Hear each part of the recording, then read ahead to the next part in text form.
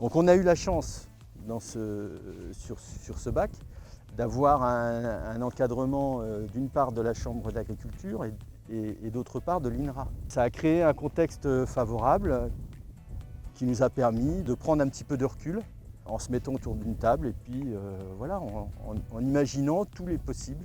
Et ça a débouché sur la proposition d'un programme d'action avec ce double objectif qui soit économiquement neutre ou relativement neutre, mais qu'il ait un impact sur la qualité de l'eau. Comme on n'a rien imposé, chaque exploitation a pu faire avec les outils de travail présents sur l'exploitation ses semis de couvert. On n'a pas demandé aux agriculteurs de faire du semis direct, de ne pas faire de labour, de ne pas...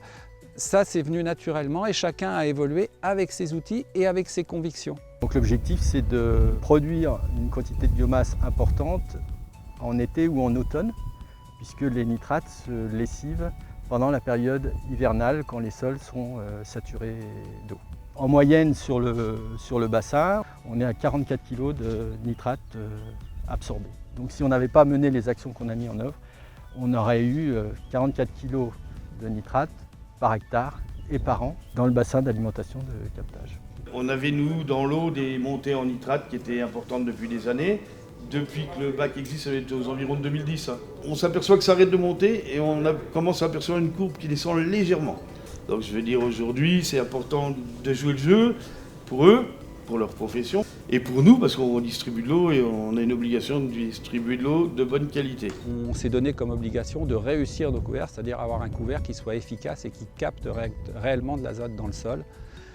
Et c'est cette partie-là qui est devenue petit à petit de plus en plus intéressante parce que c'est de l'agronomie, c'est de la technique, c'est ce qu'on pratique tous les jours pour nos cultures. Et nos couverts sont devenus des cultures à part entière. On est encore plus dans notre métier, on est encore plus acteurs, on travaille encore plus avec la nature et ça c'est une chose. D'autre part, on a aussi créé des échanges avec des gens très différents puisqu'on travaille avec des chercheurs qui suivent l'opération. Et puis on travaille avec des collègues avec qui on n'avait pas forcément des liens et voilà, on a créé des liens. Donc il y a des avantages collatéraux qui n'étaient pas prévus au départ et qu'on est content d'avoir trouvé grâce à cette opération.